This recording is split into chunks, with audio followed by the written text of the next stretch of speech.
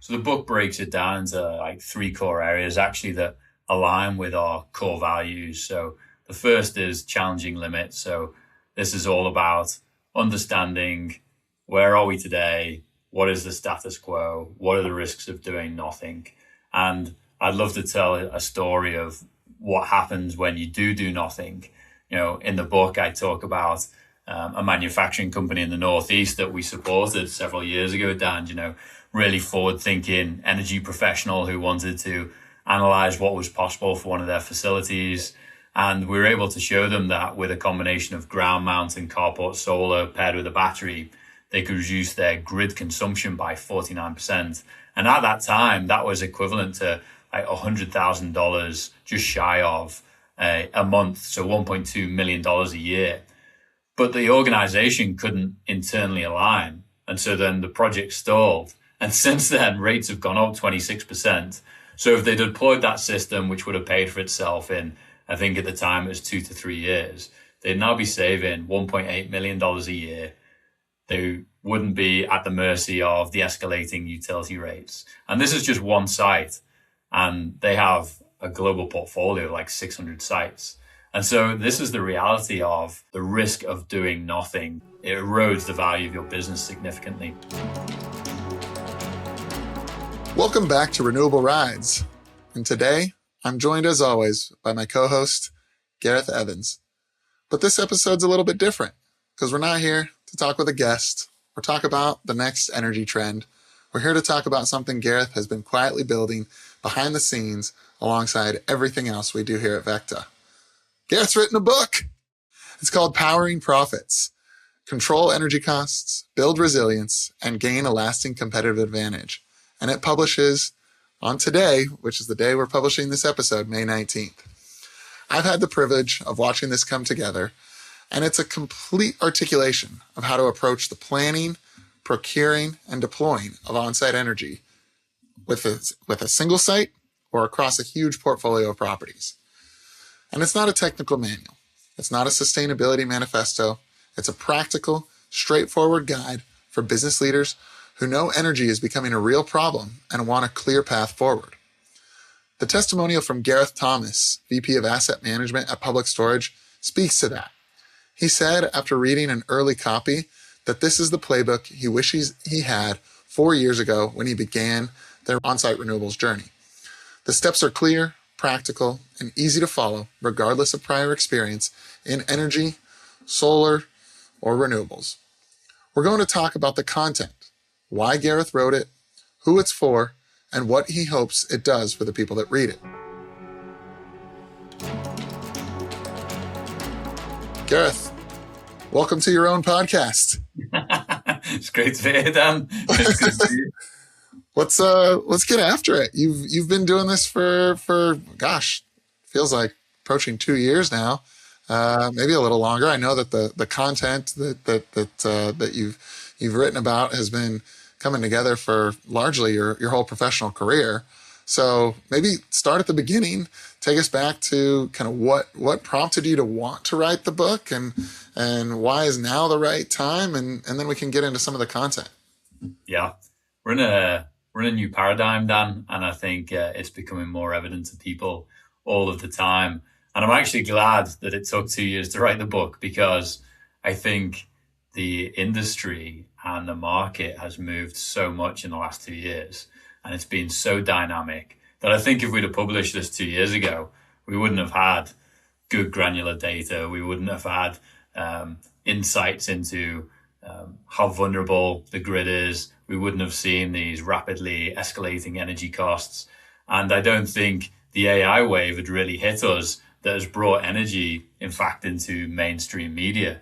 And so the real reason for writing the book is to, none of us really have energy acumen. Like, none of us needed it. Like, it literally showed up when we wanted it. It was affordable.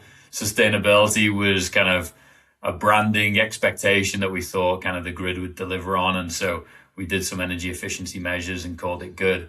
And that new paradigm has completely changed, hasn't it? Where now our operations are vulnerable, where we need to hedge against rising energy costs, because energy makes up 5 to 40% of our operational costs. And without it, we actually don't operate at all. And so the motivation is to continue to build on the great work we've been doing with the podcast, with our website, with our articles, with the Substack, to really document, here is the situation today, here's the risk of the status quo, here's what's possible, and then here's how you can execute against that.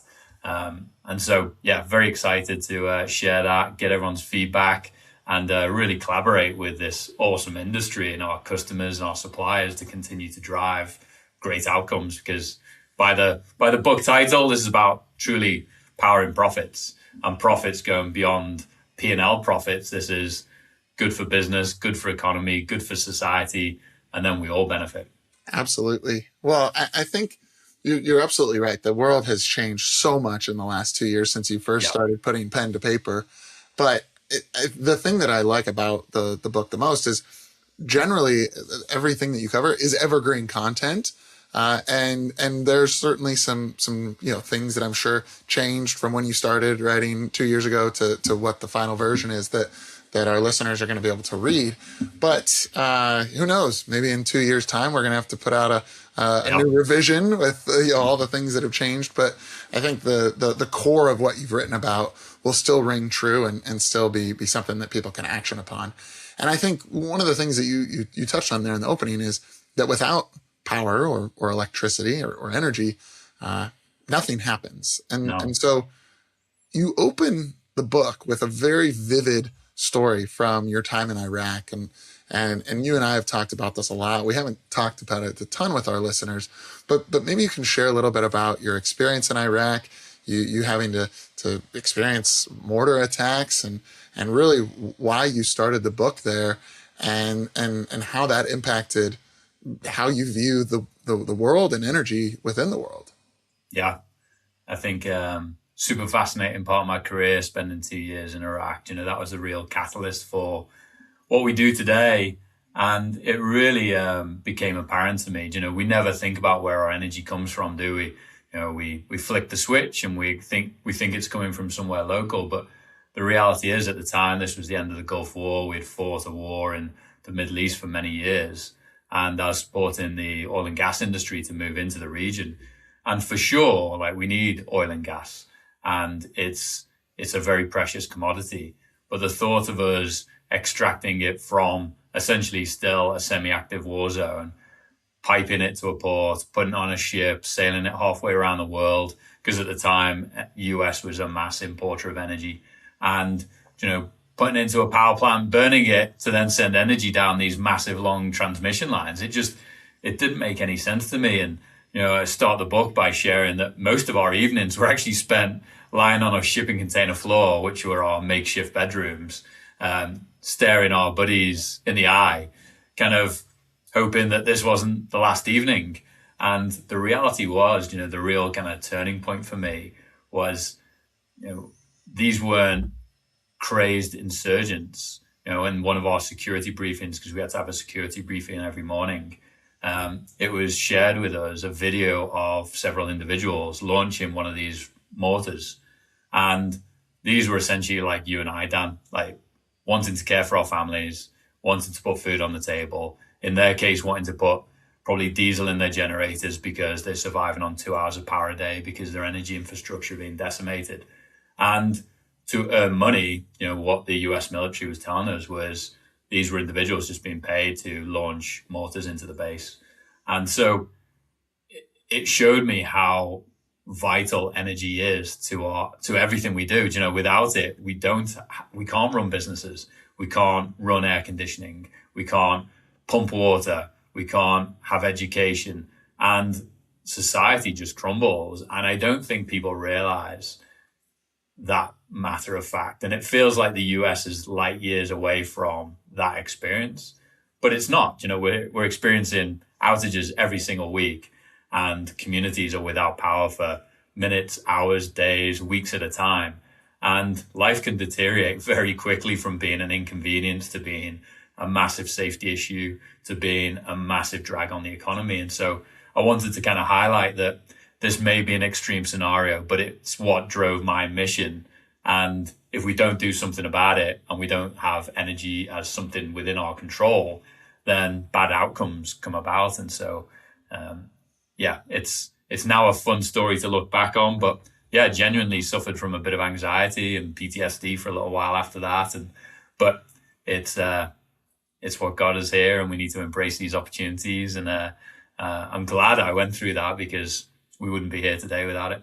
It is so interesting, and one of the things as you were sharing that I reflect on is this notion that there's so many proponents out there that say that we need the oil and gas infrastructure because it's firm power and it's reliable power. And yes, assuming you have the fuel, Yeah, it is, right? yeah, If you have the fuel to put in a generator, to put in a turbine, whatever it is absolutely, arguably the firmest resource.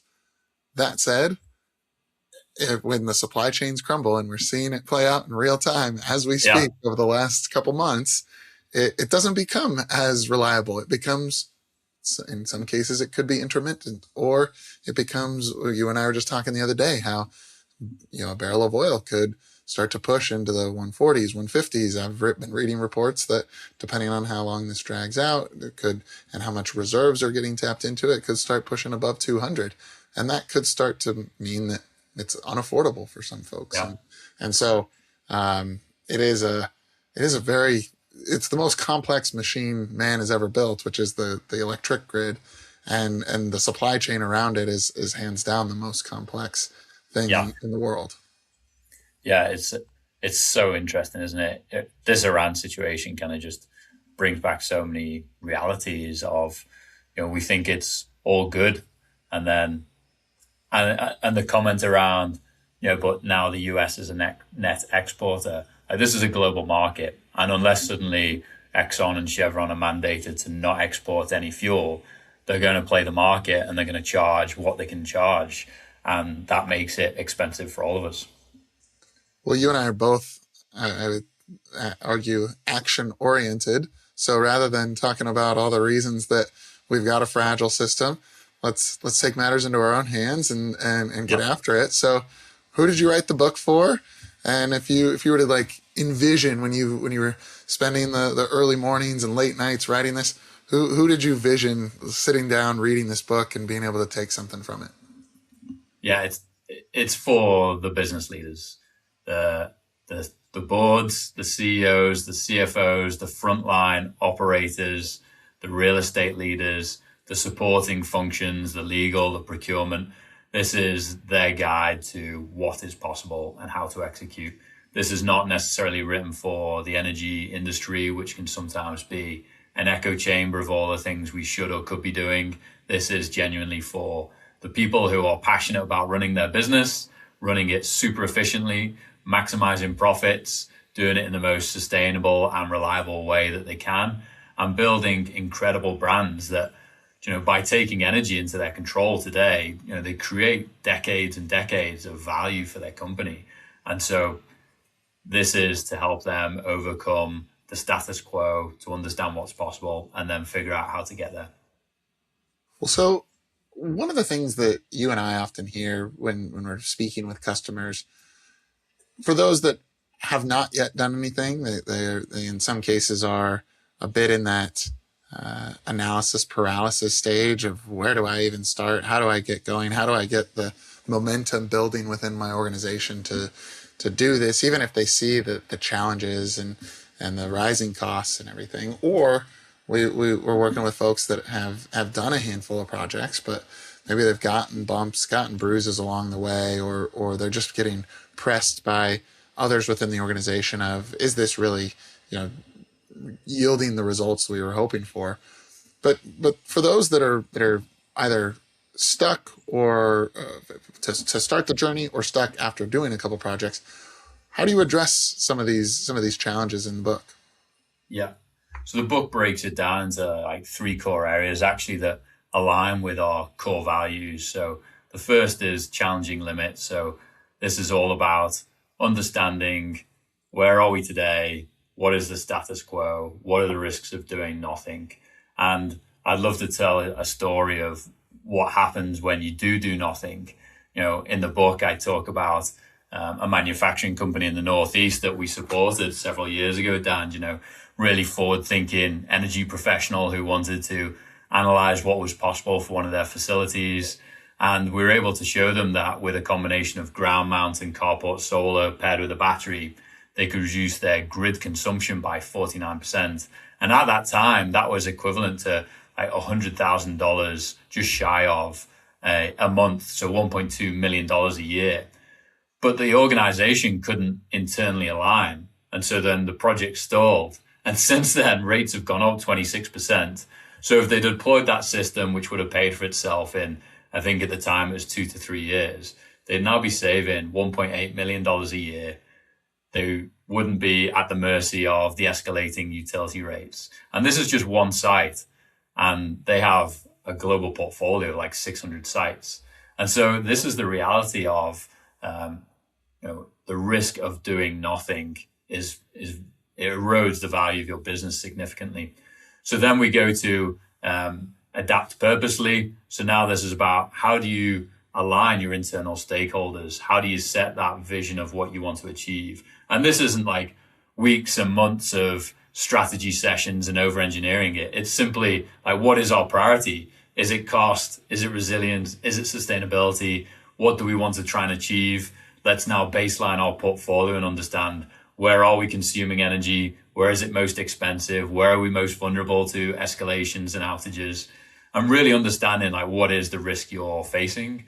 And then really then systematically, these are very customized systems for a good reason, because every facility has its own unique tariff structure, has its own unique energy input cost, its own load profile, its own supplier network within reason, its own financing opportunities. So what do you then build at what facilities, and how do you then go about buying that system? And so we talk through all of the elements of visioning, planning, assessing, designing, understanding your financial options, which is super important, obviously, for a CFO. Very often we hear, don't we, Dan, is like, I'm competing for capital. How do I convey a business case that will resonate? And maybe you actually don't even need to compete for capital. You have options to get loans, to get energy as a service contracts. So we talk through all of that. And then the final section is empowering co-creation, because this is not a one-person sport. This is truly a team sport.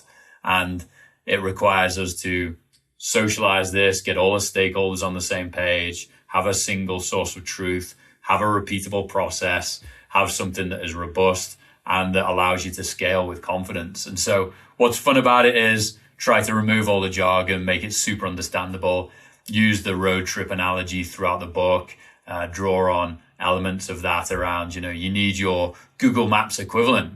You know what your destination is, but what route do you take? What happens if there's a roadblock along the way? Do you want the scenic journey? Do you want the most efficient journey? So it's all about kind of making it fun, making it understandable, and making it actionable for people ultimately.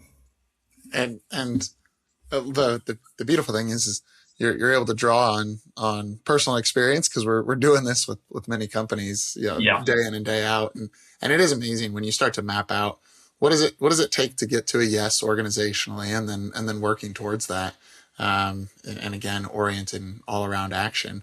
You hit on a variety of reasons that businesses or people within businesses are hesitant and don't act. What are you seeing most often, and most importantly, what is the reason that frustrates you the most? Yeah, well, like the few myths that I kind of touch on, because we all have these preconceived ideas, we all have emotional responses to these opportunities, but the four kind of key myths that I think consistently come up is, the utility model has our best interests at heart, and it'll continue to adapt and evolve, and it will meet my desired outcomes. Myth two is, I won't get fired for hiring McKinsey. Well, I think the reality is you probably should, because the classic management consulting approach is not going to get you these very specific, tangible, on the ground execution outcomes. And so we talk through that. The third is hardware, both solar, batteries, generators are too expensive or not proven out. and we kind of challenge that. And the last is offsite PPAs or carbon credits will allow me to achieve net zero. My job is done. But as we've talked about many times, offsite PPA does not keep the power on when the grid goes down. It does not stabilize your costs as rates continue to go up or these projects become more scarce because of the current political environment. But ultimately, the thing that frustrates me probably the most, and the thing that we work on all day, every day, Dan, is like, we are all wired to prefer consistency, to prefer certainty, and change is really hard and scary. And as we talked about at the start of the podcast, is we never had to think about this before. So this truly is changing. And behavioral economics call this loss aversion. So it's the idea that we feel pain of losing something way more intensely than the pleasure of gaining something. And actually it's 2x. Losses are about twice as powerful as gains. And so in business, that tendency often means we play to not lose versus playing to win. So what that looks like for our conversations is, we're happy to trust a 100-year-old power line versus investing in a new on-site energy system, or renewing a costly tariff carries no risk while piloting a microgrid might for my career, or laying off staff is what we've always done to cut costs. So let's continue to do that, when an energy system could actually save you orders of magnitude more, and you get to retain your most precious commodity in the form of your people. Or a 5-year payback looks too long, but that's only if the CFO's hurdle rate is based on what it was set up for, which was quick inventory turns instead of actually creating these stackable benefits for business. And so, we've seen this time and time again, haven't we, is progress is paved with resistance, and that leads to many businesses going out of business. And the pattern is very familiar. And so innovation rarely comes from within. We need to disrupt from the outside in. And that's the thing that we all need to challenge ourselves on, and that we're designed for, candidly, is at VECKTA, is to support companies to go on that journey. And so I really want to challenge people's mindset. This isn't a technology problem. It's not a capital problem. This is a mindset, a process, and that's what we really need to break through. And that's the biggest concern. But arguably, it's also the easiest for us to overcome. We're no longer fighting these technical risks. This is about, let's just get people super comfortable and confident making good decisions. Yeah, the inertia of the status quo is a very challenging thing to overcome, but it can be. One of the things that you touched on there was a 5-year payback is, maybe it doesn't meet the historical financial thresholds. You have an entire chapter in the book on the financial case for on-site energy, and you hit on some of the different commercial models. When you think about the director of finance, VP of finance, CFO that sits down and reads this book, what do you want them to take away from that section and more broadly the book? Yeah, we break down all the definitions because maybe the CFO knows it, but the people analyzing these opportunities may not understand, like, what is IRR, what is MPV, what is return on investment, what is a payback period, how do I compare them, how do I contrast them, which metrics should be looked at together versus which ones look separately. So this is about educating the people who are presenting the business case to a CFO, and then supporting the CFO to think differently about, these are good long-term asset investments which drive value to your business. And so, some of the examples that stood out, we cover lots of different case studies, but, in terms of like bookending the financial opportunities, we talk about a grocery anchored REIT who signs solar roof lease agreements across 5 different properties, 8.5 megawatts of rooftop solar. That's zero capital cost to them, and it derives what they would consider to be great income. And they get 420 grand in increased NOI annually, and they drive up their property values by $6.6 million based on their cap rate. So like super awesome outcome, but that's also like the lowest risk, lowest potential return. And then you go to the other end of the spectrum, which is an energy as a service opportunity. And we had a cold storage company who was paying their utility 25 cents a kilowatt. And they signed a 25-year deal at 8.5 cents, zero capital cost down, but a 3.5 megawatt solar system. It would have cost them $5.6 million in raw costs. But the benefits are an additional $1.2 million in cost savings every year, amounting to over $20 million over the life of the asset. And, these are the amazing case studies that, CFOs need to come away realizing are on the table. Do you want to save costs? Do you want to drive revenue? Do you know what commercial model? Do you want to deploy your own capital, or do you want to save it for other initiatives? All of it's possible. So we explain it, we break it down, we share examples, and hopefully it provides a really crisp insight into all of the ways we can pull the levers to create financial value.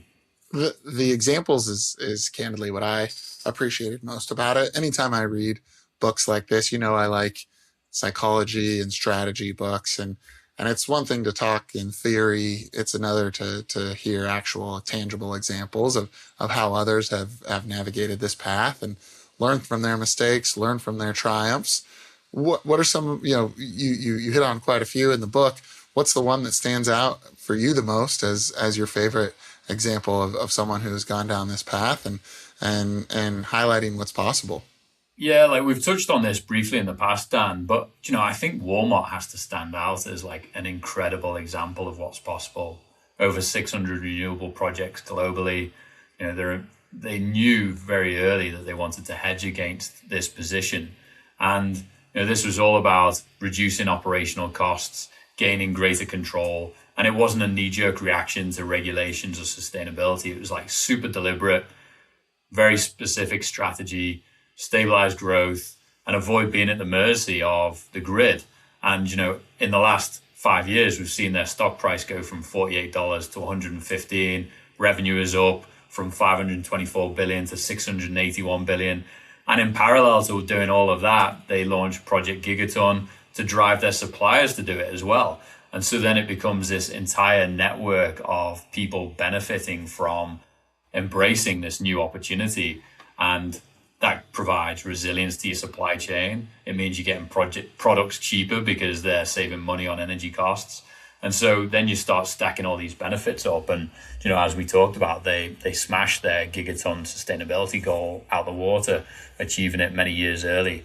I just think that's a highlight of, what is possible. And if they're doing it, every company should be looking at themselves saying, why are they capable of doing it and not me? And what are they doing that I should be? And it's pretty classic. They're absolute bastion of hope and what people should be doing, and especially within a huge, complex organization and supply chain.